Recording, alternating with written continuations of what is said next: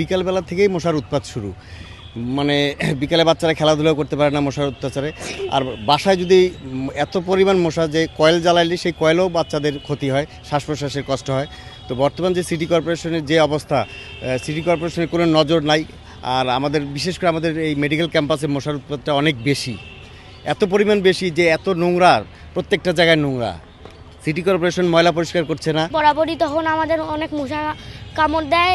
আব্বু আম্মুদের কয়েল লাগাতে বলে তোমাদের শ্বাসকষ্ট হবে, কয়েল লাগা যাবে না। আমাদের রংপুর শহরে এত পরিমাণ মশা যে মশার যন্ত্রণায় টেকা যাচ্ছে না, কয়েল লাগিয়েও মশার থেকে নিস্তার পাওয়া যাচ্ছে না।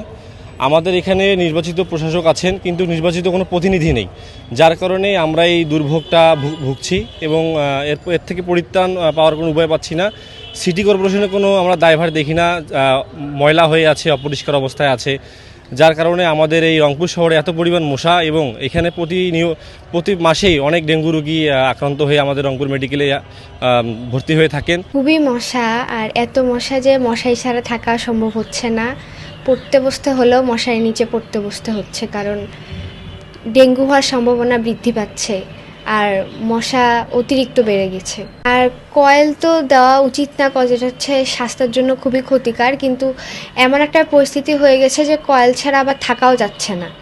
মানে খুবই মশার উপকৃত বেড়ে গেছে আর কি।